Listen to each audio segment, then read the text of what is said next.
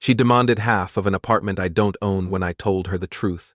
Things got ugly fast. Back in 2008, I was just starting out at university, trying to get a hang of the whole being an adult thing. Like most people my age.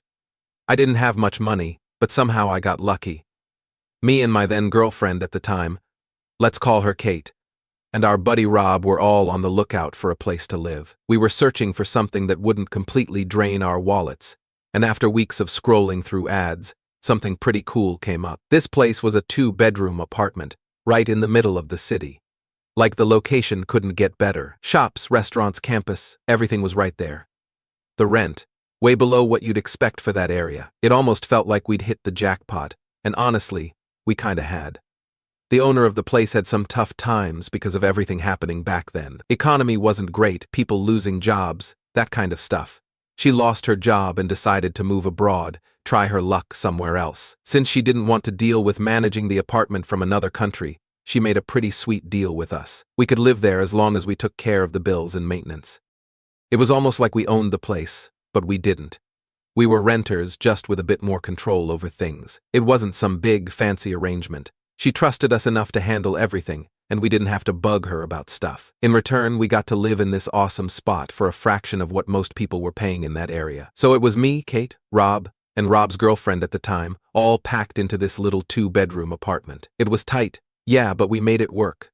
Rob and his girlfriend took one room, and Kate and I had the other. We were all just starting out, so it wasn't like we were picky. We were more excited about having a roof over our heads and a place to crash after late nights of studying or hanging out with friends. I know it sounds crazy, but it really did feel like our own place.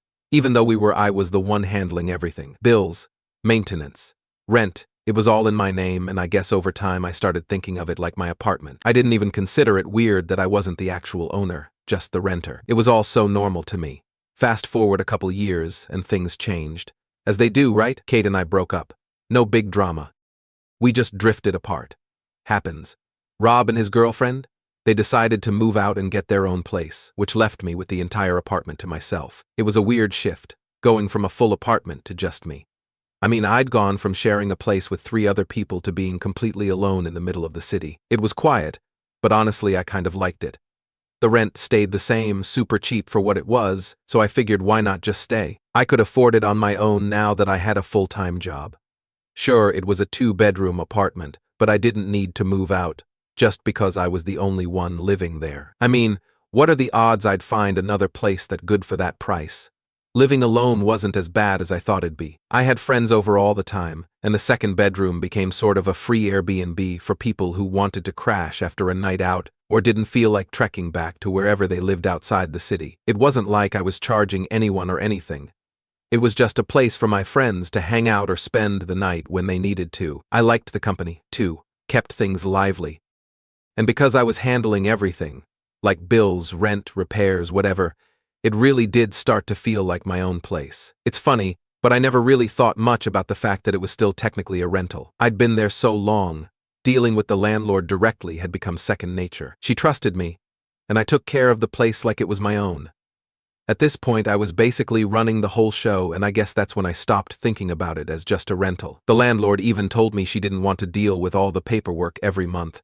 So we made this deal where I'd just handle everything, and she'd let me stay. It was all under the table, super low-key, and worked out great for both of us. I paid rent straight to her, and she didn't have to worry about anything else.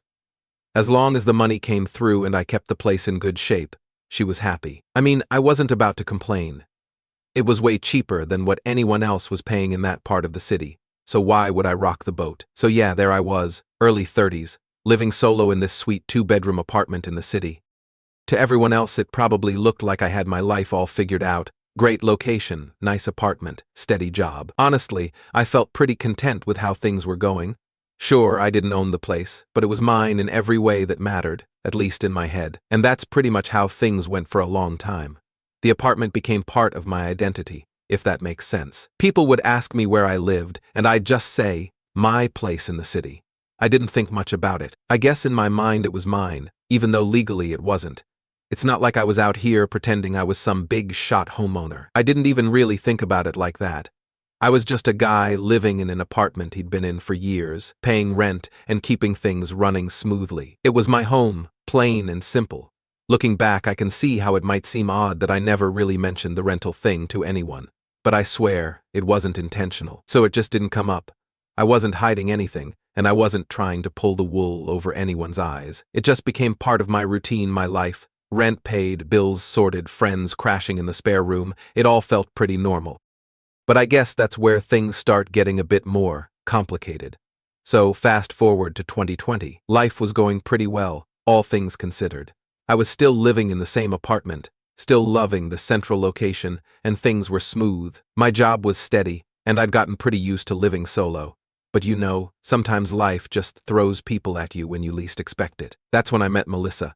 It wasn't anything super dramatic or love at first sight stuff. So we met through some mutual friends at a party. She was cool, smart, and we hit it off pretty quickly. We got into a conversation that just flowed. You know, we were talking about random stuff, travel, work, life, and it felt like we were just on the same page about a lot of things. I could tell she was one of those people who had her life planned out. She had goals, a timeline for everything, which was refreshing at the time. Now I'll admit, things moved faster than I was expecting. Melissa wasn't shy about wanting to settle down. She made it clear early on that she was looking for something serious. And me being me, I thought, why not? I wasn't getting any younger, and she seemed like she had her life together. Plus, I was kind of swept up in that whole new relationship excitement, where everything feels great and you don't really stop to think about the small stuff. So we started dating pretty seriously, and within a few months, things got even more intense. Melissa started dropping hints about wanting to move in together.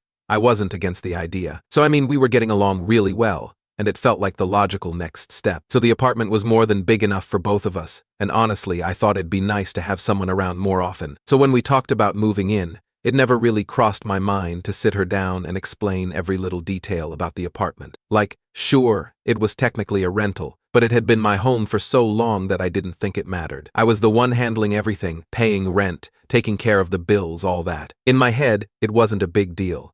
To me, it felt like my place, and that's what I called it. I never even thought to clarify that I didn't own it. It just didn't seem relevant. So yeah, Melissa moved in pretty quickly after that. We were officially living together, and for a while, everything was going great. We had our little routines, cooking together, watching Netflix, the usual couple stuff. She started making small changes around the apartment, adding her own touch to the decor and rearranging furniture. I didn't mind. In fact, I kind of liked that she was making the place feel more like ours instead of just mine. Now, here's where things started to get a bit tricky.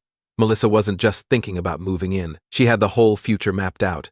She was talking about marriage within the first 6 months of dating, and I was like, hooah, okay, this is moving fast. But like I said before, she had a plan, and I was in that phase of just going along with it because, honestly, it didn't seem like a bad idea at the time. By early 2021, we were engaged. Yep, I put a ring on it. Again, it all happened so fast that I didn't really have time to process everything. But I was in love, or at least I thought I was at the time, and marriage seemed like the natural next step. Plus, Melissa was already in full wedding planning mode, and I was just kind of rolling with it. She was excited, and I didn't want to rain on her parade by asking too many questions or slowing things down. Looking back, though, there were definitely moments where I should have pumped the brakes a bit, like Melissa was always talking about our future and making plans that sometimes didn't even feel like they involved me. She'd talk about buying a house, starting a family, and all this stuff that honestly felt a bit overwhelming. But I was in too deep at that point to really stop and think about whether I was actually ready for all of that. It felt like I was just being swept along in the current. The apartment, meanwhile, became more and more ours in Melissa's eyes. She'd bring up ideas about renovations, maybe knocking down a wall to open up the kitchen, or turning the second bedroom into a nursery. I'd just nod along, thinking, well, that's not going to happen. It's not like I could make major changes to a rental apartment, but again, I didn't see to explain that. I didn't think it was important. After all, we were happy, right? We got married in mid-2021, and for a while things were still good. Married life didn't feel that different from living together before.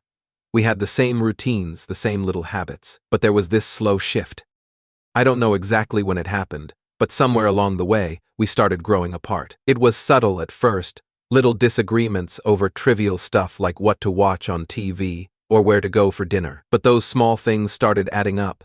Melissa, who had once been so focused on our future, started spending more time with her friends or going out by herself. Meanwhile, I was still doing the same old thing, working, hanging out at home, keeping things running like I always had. It was like we were living two different lives under the same roof, and neither of us really knew how to bridge that gap. By the time 2022 rolled around, it was becoming pretty clear that we weren't on the same page anymore. We'd have these awkward silences where we'd both be sitting in the same room, but it felt like we were miles apart. The conversations that used to come so easily were now strained, and we were both tiptoeing around the fact that something was off. We tried to fix it, of course.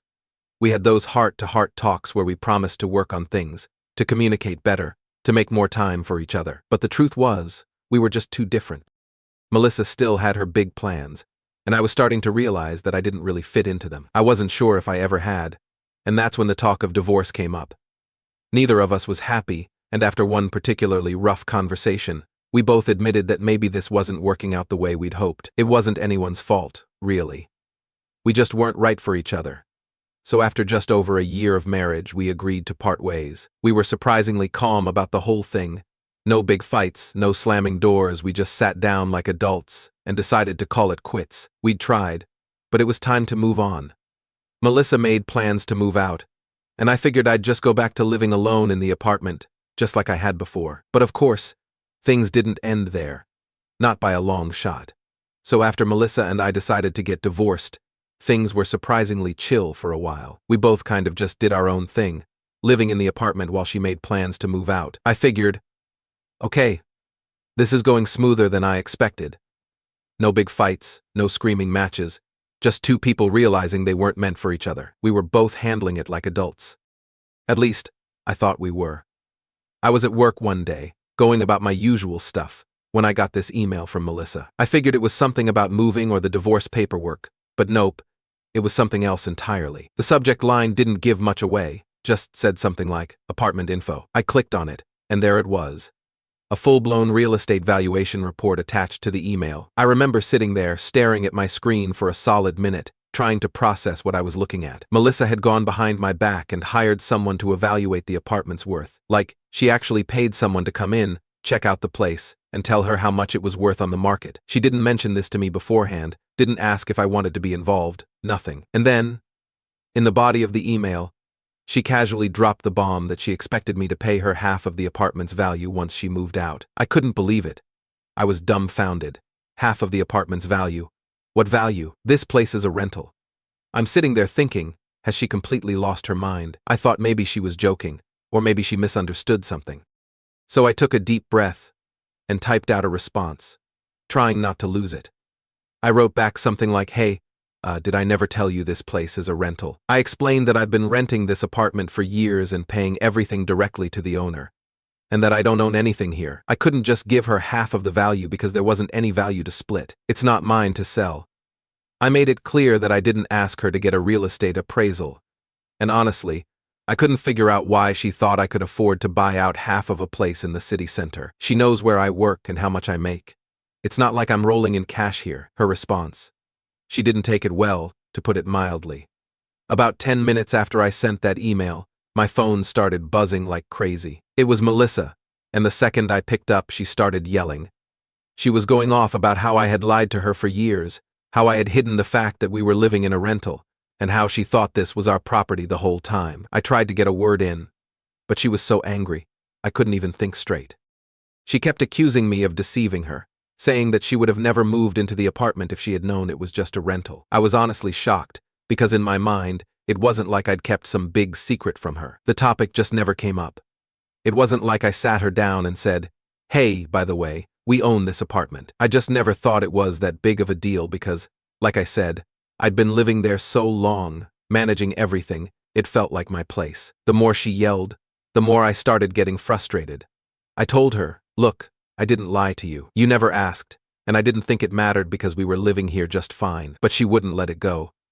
She kept bringing up how I'd hid this from her, how I made her think we were building a future together in this apartment we supposedly owned, and that now she felt like everything was a lie. I mean, I get why she was upset. Sure, but at the same time, she was acting like I had masterminded this elaborate scheme to trick her. It wasn't like that at all. It just never came up. At that point, I think she was just mad at the whole situation, and the apartment thing was the last straw for her. She started demanding that I pay for the real estate appraisal she'd gotten done on the apartment, which was around €500. Now, I don't know about you, but when someone spends money without asking me and then expects me to foot the bill, that's not how it works in my book. I told her, I didn't ask you to do that. You decided to get an appraisal without talking to me first, so that's on you. Melissa was furious. She kept yelling that I was an asshole, that I'd wasted her time, that I'd lied to her about everything. But I was sitting there on the phone, just taking it all in, thinking, is this really happening? She ended the call by calling me in a hole one last time and hung up. But of course she wasn't done. Nope. The next thing I knew, she was telling all of our friends how I'd lied to her throughout our entire marriage. She twisted the story to make it sound like I'd been keeping secrets from her for years, like I'd been pretending to own an apartment I didn't own just to keep her happy or something. Suddenly, our friend group was buzzing with messages and group chats, people taking sides, debating whether I was in the wrong or if she was overreacting. Some of our friends were sympathetic towards her, saying that I should have told her up front that it was a rental. So others thought she was making a big deal out of nothing and that she should have asked more questions before assuming things. The whole situation turned into a mess, and I couldn't believe this was happening over something as simple as a misunderstanding about an apartment. I talked to my best friend about it, and he couldn't stop laughing. He said, "Dude, you've got to post this on Reddit. People are going to have a field day with this one." And so here I am, asking Reddit, am I the a-hole for not telling my ex-wife that we lived in a rental apartment? Update 1. So after that call with Melissa, I thought maybe that was the end of it, like we'd both cool off and move on. But of course I was wrong. She wasn't done with me yet, and neither was our friends' group chat. The whole situation blew up in there, and let me tell you, that group chat turned into a battleground real fast. I woke up the next day to my phone buzzing non-stop. At first I thought it was just my alarm, but when I looked at it, there were about 30 unread messages, all from our mutual friend group. You know that feeling when you wake up, check your phone, and instantly know it's going to be a bad day? Yeah, that was me right then. I opened the group chat, and the first thing I saw was Melissa's long rant about how I'd lied to her during the entire marriage. She was going off, telling everyone how I had deceived her, kept secrets, and made her think we owned the apartment when, in reality, it was a rental. It wasn't just a few messages either. It was one of those long, multi-part texts that go on and on. I had to scroll through a wall of text just to get to the bottom of it. She had clearly been up all night stewing over it, because the message read like a dramatic monologue. She was throwing around phrases like, "How could he do this to me? And I feel so betrayed." She even mentioned the real estate appraisal, telling everyone how she had spent €500, only to find out the apartment wasn't even ours. Honestly, it was like reading a whole soap opera script. Anyway, as I scrolled through the messages, I saw that people had already started chiming in. Some of our friends were jumping in with supportive messages for her like, "Wow, I can't believe he never told you, and that's so messed up, I'd be furious too. And he's here." Others were more on my side, saying stuff like, "It's not like he was hiding it, it's just a rental, and I don't get why she assumed they owned it without asking." Alia Mashki, one of our friends, let's call her Jess, was the first one to try and calm things down. She sent a message saying, "Guys, maybe this is just a misunderstanding. Let's hear both sides before jumping to conclusions." But Melissa wasn't having any of it. She replied almost immediately with, "There's nothing to misunderstand. He lied by omission. He made me believe we owned that place when we didn't." That was when I decided to jump in. I didn't want to, but at this point I had no choice. I wasn't about to just sit back and let everyone think I'd been this huge liar. So I typed out a response, keeping it as calm as possible considering the situation. I said something like, "Hey guys, just to clear things up, I didn't lie to Melissa. I never told her we owned the apartment, and honestly, it never came up. I've been renting this place for years and handling all the bills, so it just felt like home to me. I didn't think it was something I needed to explain because to me, it didn't matter. If she had asked, I would have told her." I hit send and waited. The chat went quiet for a bit, and I thought maybe people were starting to see reason, but nope. Melissa fired back with, "You had every opportunity to tell me. We've talked about our future, about maybe renovating or starting a family, and not once did you mention that this wasn't our apartment. How was I supposed to know?" At this point, the chat was blowing up again, and more people started weighing in. It turned into this massive debate about whether I was in the wrong for not telling her, or if she should have asked more questions. So my best friend John, who had been pretty quiet up until now, finally jumped in. His message made me laugh, even though I probably shouldn't have been laughing in the middle of all this. He said, "Guys, let's be real here. Who honestly asks, hey, do we own this apartment? On a first date? If you're living together, you're probably more focused on figuring out what to have for dinner, not whether you're renting or owning." I was dying. John always had a way of cutting through the BS with his dry sense of humor, and it felt like the first time someone wasn't taking things too seriously. Kolar Kuingne Tutu Serignani, 26 Legion Taurus Place Ray. Melissa, of course, didn't find it funny. She snapped back at John, saying, "It's not about the first date, it's about trust in a marriage." At this point, the whole group chat was just turning into chaos. Everyone was talking over each other, and it was clear no one was going to agree on anything. Some people thought I should have been more upfront, while others thought Melissa was blowing things way out of proportion. There was one guy, let's call him Mark, who kept trying to play both sides. Like, yeah, I can see why Melissa's upset, but I don't think OP meant to lie. It was the classic, let's all just get along approach, which wasn't really helping at all. Eventually, I decided I'd had enough. I sent one final message. "Look, I'm sorry if I wasn't clear enough about the apartment being a rental, but it was never my intention to hide anything. I thought we were happy living here, and I didn't think it mattered because I've always treated it like our home. I didn't mean to hurt anyone, and I'm sorry if I did." After that, I muted the chat. I couldn't deal with it anymore. It was turning into a back and forth that wasn't going to end well, no matter what I said. People had already picked their sides, and there wasn't much else I could do. Over the next couple of days, I heard bits and pieces about how the conversation had gone on even after I left. Some friends reached out to me privately to say they understood where I was coming from, while others just stayed quiet. Melissa didn't speak to me directly after that, which was probably for the best. I didn't see any point in dragging things out further. Looking back, I still don't think I did anything wrong, but I get why Melissa was upset. I guess, in her mind, the apartment represented something bigger, like security or stability, and finding out it was a rental probably felt like the rug was pulled out from under her. But at the end of the day, it was just an apartment. It didn't define us or our relationship, at least not to me. So yeah, that's the group chat drama. It wasn't fun, but it gave me a good story to tell. And I guess in the grand scheme of things, if the worst thing I did in my marriage was not mention the apartment was a rental, then I can live with that. Update 2. After the whole apartment mess blew up in the group chat, I figured things would cool down for a while, right? Like Melissa had said her piece. I'd tried to explain myself, and the group chat was officially a battlefield I wasn't going to step back into. But of course, that wasn't the end. Not even close. I think it was maybe 2 days after the group chat fiasco when Melissa decided to bring up the car. I should have seen it coming, honestly. Things had gone from who owns the apartment to who's getting what in the divorce pretty quickly. And when it comes to breakups, people love to talk about stuff. Who gets the TV? Who gets the couch? Who's taking the dog? Even though we didn't have one. So the car. I get this text from her in the middle of the day, completely out of nowhere. She was like, "I'm taking the car when I move out and you know it." And I was just sitting there, staring at my phone, thinking, wait, the car. Our car. I mean, technically we'd both been using it, but it wasn't as simple as her just taking it. Here's the thing. The car wasn't actually ours. It was a lease.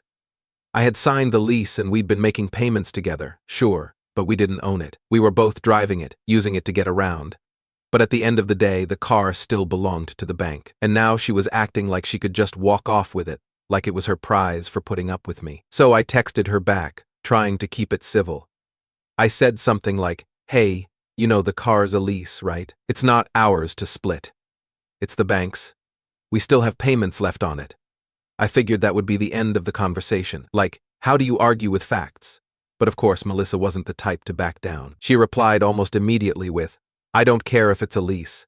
I'm the one who drives it the most. You barely use it, so it's basically mine. I'm taking it when I move out and you'll figure out how to deal with the rest." Now this is where things got tricky. Yeah, she had a point. I didn't drive the car as much as she did. I mostly used public transport or walked since I lived so close to everything. And Melissa definitely relied on the car more. But that didn't mean she could just claim it like that. We were both on the hook for the payments, and if she took the car and stopped paying, guess who would be left with the bill? That's right, me. At this point I was frustrated. I didn't want to get into a fight about this, but I also wasn't about to let her just walk off with a leased car without figuring out who's responsible for the rest of the payments. So I called her. The second she answered, I could hear the tension in her voice. She didn't even say hello, just went straight into, "You better not be calling to argue about the car." I sighed, trying to stay calm. "Look, Melissa, I'm not trying to argue. I just want to figure this out. The car is a lease, and we still have payments left. If you take it, are you planning on covering the rest of the lease?" She let out this exasperated sigh like I was being unreasonable. "Why would I cover the whole lease? We got the car together. You should still pay your half even if I take it." I couldn't believe what I was hearing. She actually expected me to keep paying for a car I wouldn't even be driving. "So you want me to keep making payments on a car I don't have? How does that make any sense?" She didn't even hesitate. "Because it's your responsibility too. We got it together, remember? Just because I'm taking it doesn't mean you're off the hook. You need to help out with the payments." I was starting to lose my patience. "Melissa, come on. If you take the car, it's yours. I'm not going to keep paying for something I don't have access to. That's not fair." There was a long pause, and for a second I thought maybe, just maybe, she was going to see my side of things. But nope. She came back with, "Well, if you don't want to pay for the car, then I'll just give it back and let the bank deal with it. How about that?" I couldn't believe it. She was basically threatening to dump the car and leave us both in a worse situation just because I didn't want to pay for her to drive it. "That's not a solution, Melissa. If we give the car back, we're both going to have to deal with the penalties for breaking the lease. You really want to do that just to prove a point?" She didn't answer right away, and I could tell she was thinking it over. Finally, she said, "Fine. What if we split the lease until it's up, and then I take it over completely?" I considered it for a second. It wasn't a terrible idea, but it still didn't sit right with me. I wasn't sure if I could trust her to keep up with the payments once she took over, and if something went wrong, I'd still be tied to the lease. But at the same time, I didn't want to fight about this forever, so I agreed, sort of. "All right, here's the deal," I said. "We'll split the payments for now, but once you move out, the car is officially yours. You take over the payments completely, and I'll sign off on it. That's the only way this is going to work." There was another pause, and I could hear her thinking it over. Finally, she said, "Fine, but you better stick to your word." I hung up, feeling a mix of relief and frustration. I mean, we'd come to some sort of agreement, but it still felt like a lose-lose situation. I wasn't thrilled about splitting payments on a car I wasn't even using, but at least there was a plan to get out of it eventually. After that, things went quiet for a few days. I didn't hear much from Melissa, and for once the group chat wasn't blowing up with drama. So it seemed like the car situation was settled, for now at least. But knowing Melissa, I wasn't holding my breath. Update 3. So here's a fun twist I didn't see coming. Melissa found out about this Reddit post. Yeah, I'm not entirely sure how she found it. Maybe one of our mutual friends snitched, or maybe she was just creeping through Reddit to see if I'd said anything about the whole situation. Either way, she found it, and she was not happy. I was chilling at home, thinking things had finally calmed down, when my phone started ringing. So was Melissa, and I had a feeling this wasn't going to be a friendly chat. I picked up, and before I could even say hello, she went off. "You need to delete that Reddit post right now," she snapped. "I can't believe you'd write about our divorce and make me look like the bad guy." I was caught off guard for a second. I mean, I wasn't really dragging her through the mud here. I was just telling my side of things. But I knew trying to explain that to her wasn't going to work, so I stayed calm and asked, "Why does it matter, Melissa? It's just a post and I didn't even mention your name. No one knows it's you." But she wasn't having any of it. "I don't care if no one knows it's me. You're making me sound like I'm some sort of villain, and I'm not going to stand for that. Take it down, or I'll make your life even more difficult." I couldn't help but roll my eyes at that. Honestly, at this point, what else could she do to make things more difficult? We were already arguing about the car, the apartment, and everything else under the sun, so I figured if she wanted to play this game, I could play too. "All right," I said, staying calm. "I'll delete the post if you agree to pay me back for your share of the rent while with me. You know, since I was covering everything while you were there." There was a pause, so I could almost hear her fuming through the phone. "Are you serious?" she said, her voice dripping with disbelief. "So you want me to pay you back for the rent when we were married? You are such a hole." I didn't even get a chance to respond before she hung up. Just like that, the conversation was over. I sat there for a second, staring at my phone, trying to process what had just happened. Was I really the bad guy for asking her to chip in for the rent? I mean, we were both living there, but I was the one handling everything. Bills, rent, all of it. It didn't seem unreasonable to me, but apparently she thought otherwise. So yeah, she called me in a hole and ended the conversation. I guess that means the post stays up. Honestly, I don't see what the big deal is. It's not like I'm lying or making stuff up. I'm just sharing what happened. And if she's mad about it, well, that's not really my problem anymore. So my best friend and my wife betrayed me, but it was the pregnancy that broke me. For years life seemed perfect. I had a great career, a nice house, a beautiful wife, Sarah, and my best friend Carl, who'd been with me through thick and thin since our college days. So we were a tight trio, always had each other's backs. I used to joke that nothing could shake our little world. But man, life has a way of sneaking up and smacking you when you least expect it. It all kicked off a little over 6 months ago. Carl hit a real rough patch, lost his job, and was in the middle of a brutal divorce. You'd think, knowing what I know now, that would have been my first clue something was wrong. But no, back then I just thought, this is what friends do. So I told him, hey man, don't sweat it. So we've got a spare room, stay as long as you need. Sarah wasn't totally on board at first. She kind of hesitated, gave me this weird look. I remember her saying, are you sure it's a good idea to have him living with us? I mean, it's going to be a lot. But I brushed her off. Didn't think much of it.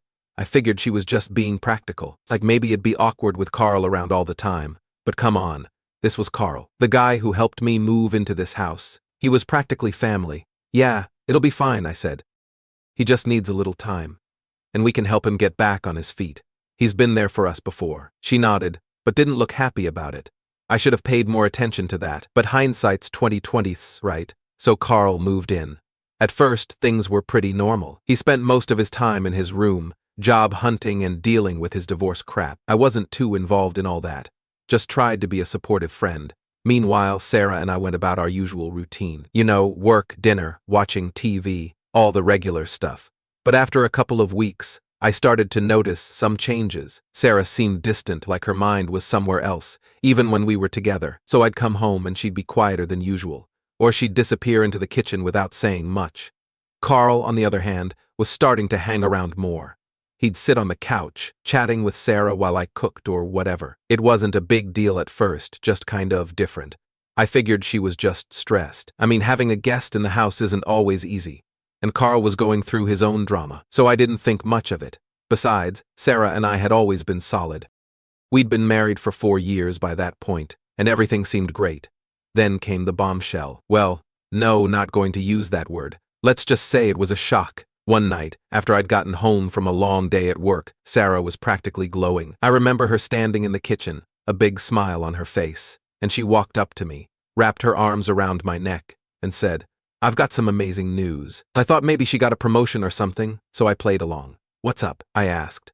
I'm pregnant, she said, beaming like it was the best thing in the world. My heart just stopped, completely froze. Now here's the kicker. Wait, no, not using that. The thing is, I'd had a vasectomy years ago. Before Sarah and I got married, I decided I didn't want kids. There was some family stuff on my side, genetic issues that I didn't want to pass on. So I made that decision without telling anyone. Not Sarah, not Carl, not anyone. It was something I planned to mention eventually, but there never seemed to be a good time. So yeah, that baby. There was no way it was mine. But instead of saying anything, I just smiled and hugged her back. So I played it off like I was excited. It's great, honey, I said, while inside I was screaming. How far along are you? I asked, trying to keep my voice steady. About 6 weeks, she said, totally oblivious to what was going on in my head. 6 weeks. That was right around the time Carl had moved in. I excused myself to the bathroom, locked the door, and stared at myself in the mirror. Everything was clicking into place. The way she'd been acting distant, Carl hanging around more, her sudden excitement about being pregnant, it all made sense. But I wasn't ready to confront it. Not yet. I started watching them, like really paying attention to their little interactions. I'd catch Sarah and Carl having these weird, quiet conversations when they thought I wasn't listening. They'd share these inside jokes that I didn't get, and sometimes I'd walk into a room and they'd just stop talking, like I'd interrupted something. At first I thought maybe I was being paranoid. I mean, Carl was my best friend and Sarah was my wife. There's no way they'd do something like that to me, right? But then, one night I overheard them talking in the kitchen when they thought I'd gone to bed. So we need to be more careful, Sarah whispered. And he's starting to get suspicious. Carl's voice was low and tense. Maybe we should just tell him. It's not fair to keep this up. No, Sarah snapped. Not yet. We need more time. I stood frozen at the top of the stairs, my heart racing. So I knew something was going on, but I didn't have the full picture. I needed proof. So next morning, I went out and bought some hidden cameras. Yeah, it sounds extreme, but I wasn't going to confront them without solid evidence. So I installed the cameras in the common areas of the house, the kitchen, the living room, even the hallway outside Carl's room. So I told myself I was doing it to protect myself, to know for sure if what I suspected was true. Then I went a step further. I used some of my IT skills that I normally use for work to get into Sarah's phone. I wasn't proud of it, but I had to know what was going on. And that's when I found the texts, messages between her and Carl, talking about keeping it quiet and not wanting to hurt me. So that was the moment it all became real. Over the next few days, I kept gathering evidence, so I'd watch them on the cameras, see them getting closer when they thought I wasn't around. There were more texts, more little moments that made my stomach turn. It was like I was living in a nightmare, and the worst part was, I had to pretend everything was fine. I had to act like the happy husband, while knowing that the two people I trusted most were betraying me behind my back, and that was just the beginning. After everything I had found, you'd think I would have gone off the deep end and just confronted them right there. But no, I decided to be patient. Too patient, honestly. I figured if I was going to blow up my whole life, I might as well make sure I had every single piece of proof first. I wanted them to squirm, to know they'd been caught with no way out. I started noticing more little things that I hadn't paid attention to before, like how Carl and Sarah would always manage to be in the same room whenever I wasn't around. If I was in the living room, they'd find some reason to be in the kitchen. If I was upstairs, suddenly they'd be downstairs chatting or watching TV. It was like they were drawn to each other, and I was just the extra in the background of my own life. The texts between them were getting bolder too. I saw Carl sending these late-night messages like, "Can't wait to see you tomorrow," or "Wish we didn't have to sneak around." And Sarah would reply with crap like, "Just a little longer," or "We have to be careful, he's smart." I had to laugh at that one. Smart? Clearly not smart enough if this had been happening right under my nose. So one night I stayed up late, pretending to be asleep in bed while I watched them on the cameras. It was around 11 p.m. when I caught them sitting on the couch together. They weren't all over each other or anything, but it was just off. Carl was sitting way too close, his arm on the back of the couch behind her head. Sarah was leaning in, like she was totally comfortable with him being in her space. I could barely watch without wanting to throw something, but I held back. I wanted to see what else they'd do when they thought I wasn't paying attention. I needed more. The worst part was, even when I saw them being too close for comfort, it wasn't like they were full on hooking up or anything. It was always this weird, almost intimate energy that made my skin crawl. I think that made it even harder because I couldn't just yell and end it. So I needed something bigger. I started logging everything. Every time they were alone together, every conversation I overheard, every weird text. My phone became this secret journal where I documented their movements like I was tracking a crime. I felt sick half the time, but I just couldn't stop. Things got more intense when Sarah started talking more about the baby. She'd bring up stuff like nursery colors or how she was feeling, and I'd nod along, pretending to care while inside I was screaming. She even asked me if Carl could help paint the nursery when the time came. The audacity, man. I couldn't believe it. I forced a smile and said, "Yeah, sure, why not?" Inside, though, I was dying. The next big moment came one Saturday afternoon. I had told Sarah I was going to run some errands, but really, I just drove around the neighborhood for a bit, parking down the street so I could watch the camera feeds. I wanted to see what would happen when I wasn't supposed to be home. Sure enough, within 15 minutes, Carl and Sarah were together again, sitting on the couch. So this time it was different. Sarah was lying down, her head resting on Carl's lap. He was stroking her hair like it was the most natural thing in the world. They weren't saying much, just sitting there in this disgusting, cozy silence.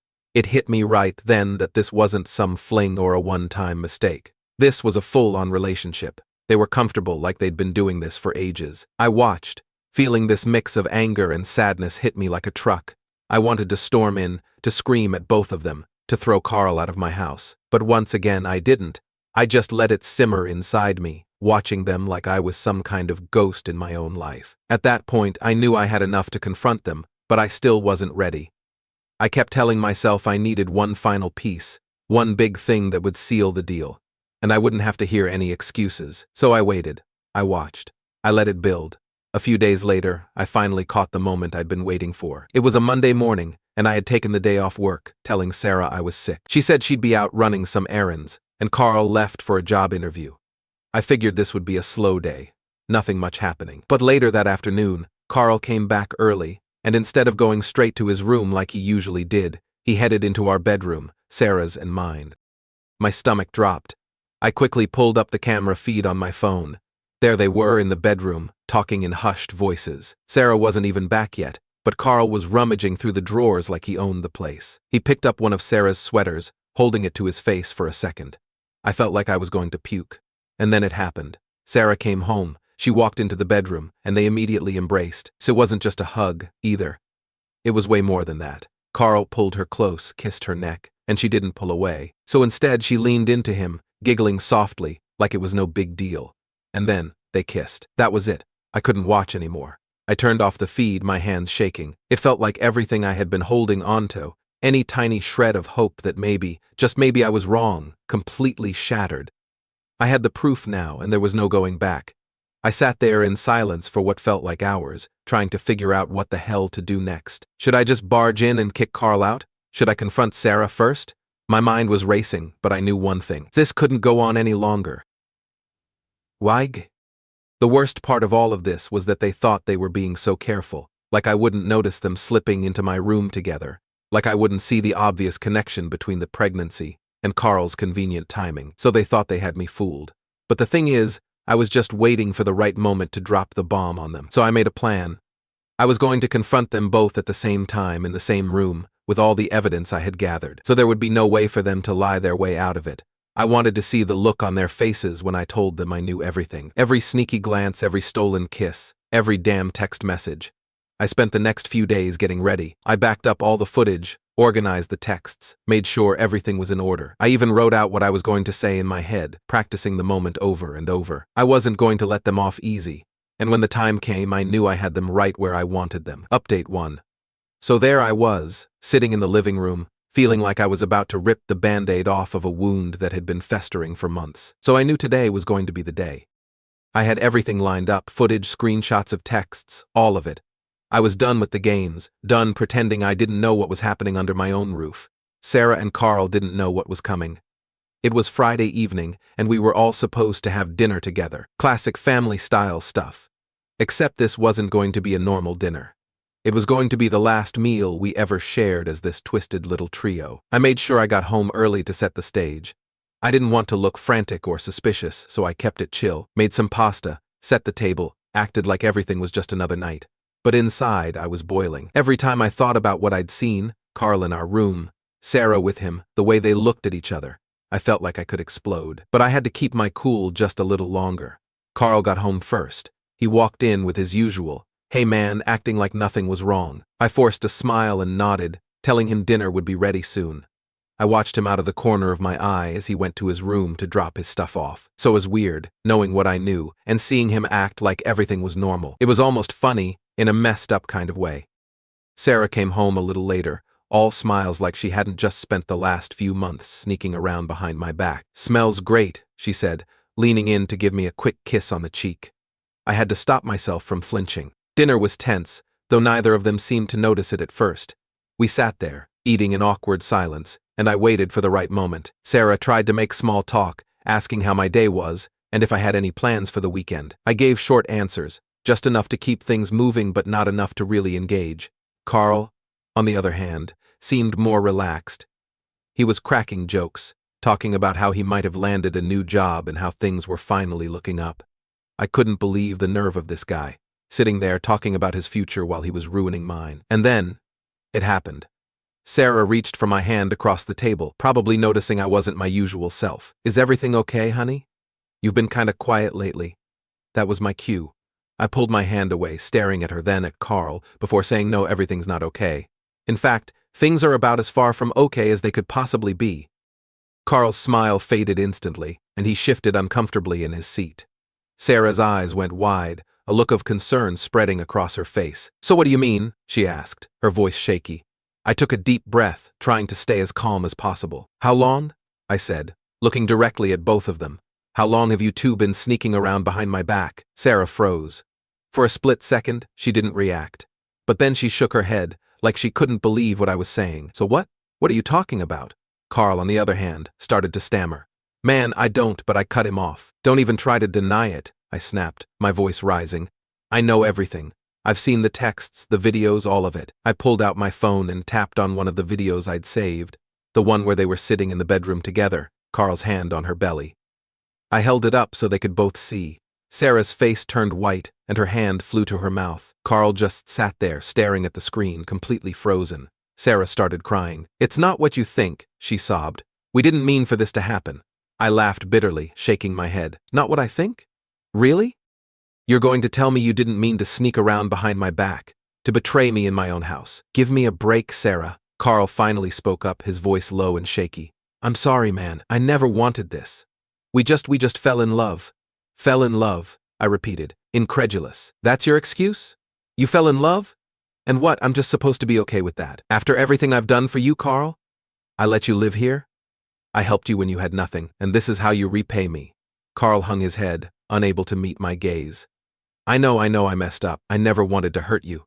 "Hurt me?" I shouted, finally losing it. "You've done more than hurt me. You've destroyed everything." Sarah was still crying, trying to reach for me, but I pulled back. I couldn't even stand to look at her. "We were going to tell you," she said, her voice barely a whisper. "We just didn't know how." "Tell me what?"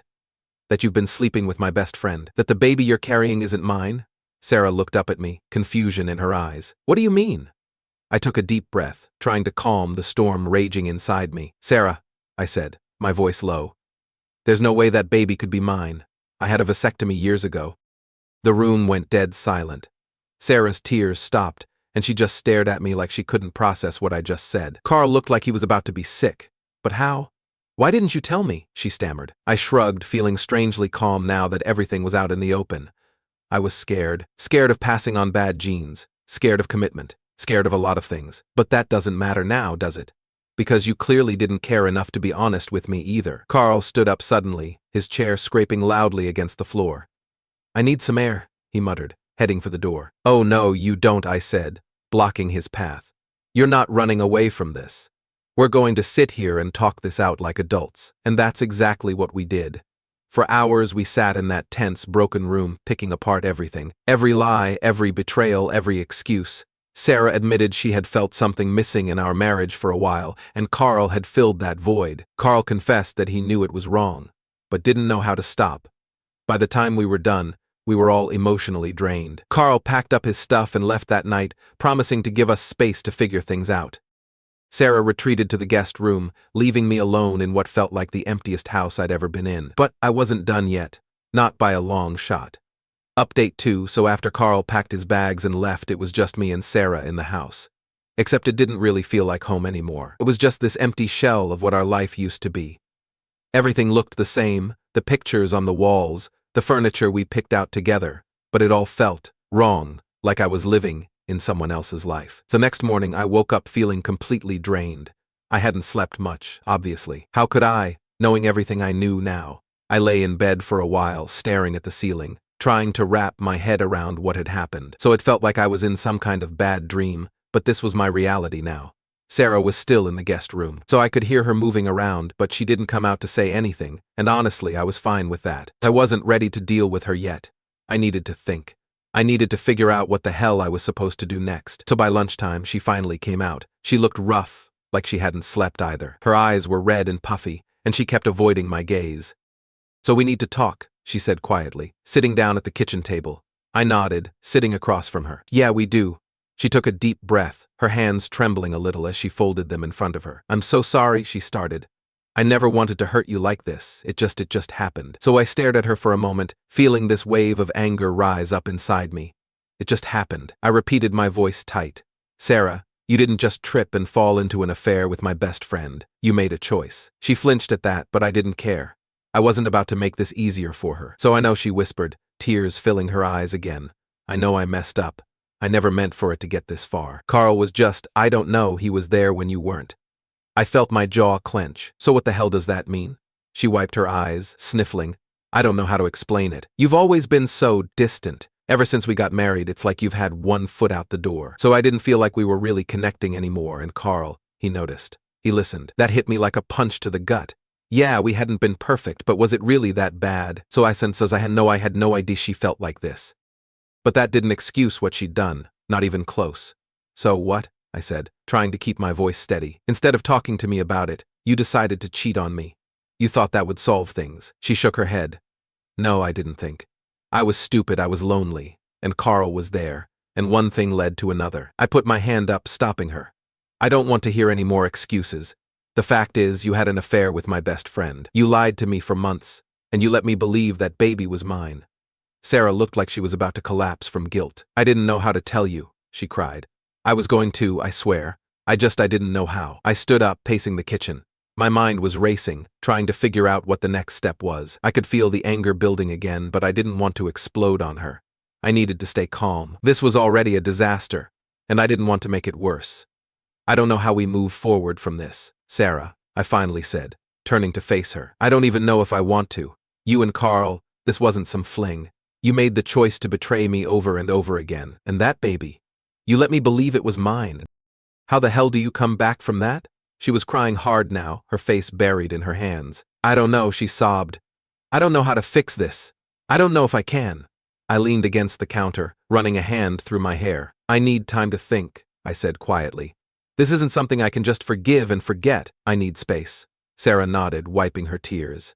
I understand. We didn't talk much after that. I stayed out of the house as much as I could, just driving around, walking through the park, trying to clear my head. Every time I thought about what had happened, it felt like a fresh wound opening up again. The betrayal was so deep it was hard to even function sometimes. I'd find myself staring off into space, just reliving the moment I found out over and over again. About a week later, I started talking to a lawyer. I didn't know if divorce was what I really wanted, but I needed to be prepared for whatever came next. Sarah and I were still in the same house, but we barely spoke. It was like we were strangers living together, pretending everything was fine when it was anything but. One night, Sarah knocked on my bedroom, because I'd moved into the guest room after Carl left. She stood in the doorway looking nervous. What is it? I asked, not in the mood for another heavy conversation. I'm thinking about moving out, she said softly. I think it's what's best for both of us. I wasn't expecting that, but at the same time it made sense. We couldn't keep living like this, tiptoeing around each other in a house that was filled with so much tension. Where will you go? I asked. My sister's for now, she replied. Just until I figure things out. I nodded. Okay, maybe that's for the best. The next few days were strange, watching her pack up her stuff, knowing she was leaving, but not really feeling any relief. Part of me thought I'd feel better once she was gone, but it didn't. It just felt final, like the life we had built together was officially over, and there was no going back. When she finally left, the house was dead silent. No more footsteps in the hall, no more awkward conversations, just me, alone. I sat on the couch, staring at the empty room, wondering how the hell my life had come to this. I knew I had a long road ahead of me. I wasn't sure if I was ready to walk it, but I didn't have much choice. This was my new reality, and I had to figure out how to move forward, because no matter how much I wished it hadn't happened, there was no undoing what Sarah and Carl had done. All I could do now was decide what kind of life I wanted to build next, without them. Update 3. After Sarah left, you'd think things would feel less tense, like I'd finally be able to breathe again. But the truth is, the silence was worse. I was just sitting there, alone in a house that now felt way too big and way too empty. Everything reminded me of what happened. The photos, the bed, the way the sunlight came through the window at the exact spot where I'd caught them together. It was like I couldn't escape it. At first, I thought I'd just dive into work. It seemed like the easiest way to distract myself. But no matter how many projects I took on, no matter how many hours I spent at the office, it didn't stop my mind from wandering back to the same questions over and over again. How did I not see this coming? What could I have done differently? Was this my fault? And then there was the whole thing with Carl. It wasn't just that I lost my wife. I lost my best friend, too. A guy I trusted for years, someone I thought would always have my back. That betrayal hit me just as hard, if not harder. Every time I looked at my phone, I'd see his number, his texts from before, and it would bring back this flood of anger, but also sadness because no matter what, I still missed having him around. It's messed up, I know, but that's how it was.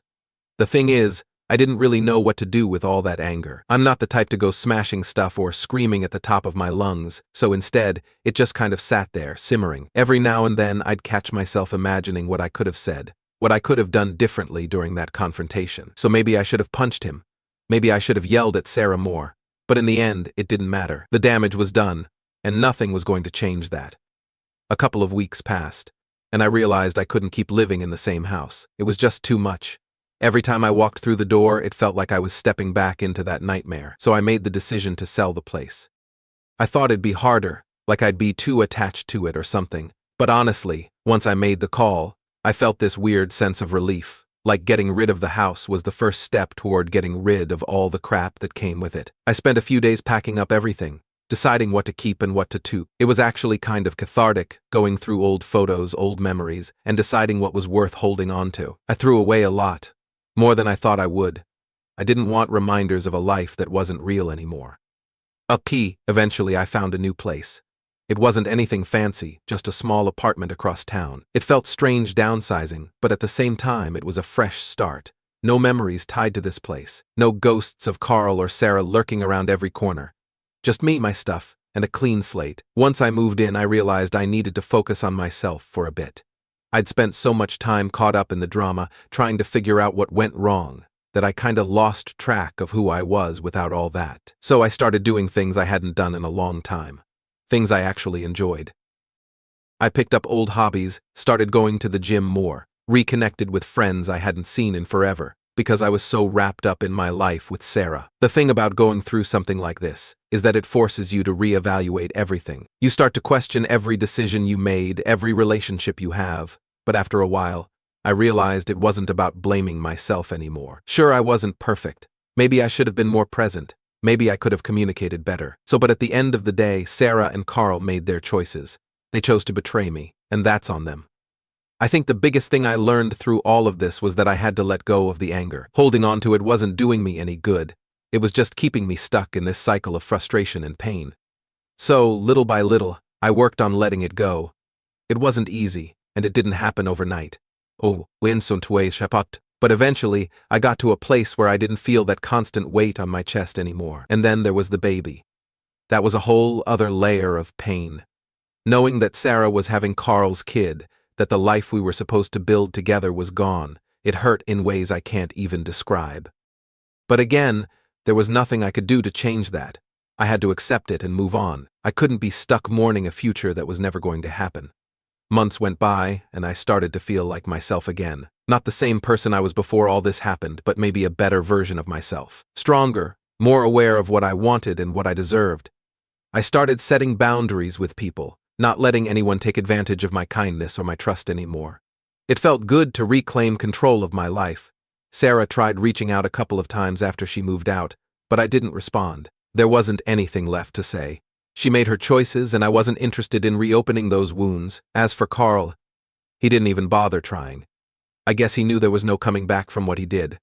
One day, I got a call from one of our mutual friends saying that Carl and Sarah were still together, trying to make a go of it as a couple. I didn't feel anything when I heard that. No anger, no sadness, just indifference. They were someone else's problem now. Looking back, it's crazy how much my life changed in such a short amount of time, but I think in the end, it was for the best. I didn't deserve what they did to me, but I also didn't deserve to live in that toxic situation any longer than I had to. Now I'm focusing on the future. My future. I'm not sure what it holds, but for the first time in a long time, I'm excited to find out. I'm not weighed down by secrets, lies, or betrayals anymore. I've got a clear path ahead, and that feels pretty damn good. So yeah, life threw me into a situation I never saw coming, but I came out on the other side. And if there's one thing I learned, it's that sometimes the hardest thing to do is the best thing for you. Letting go of people who hurt you, moving on, and choosing to live for yourself, that's where real strength comes from. And that's what I'm doing now. Living for me.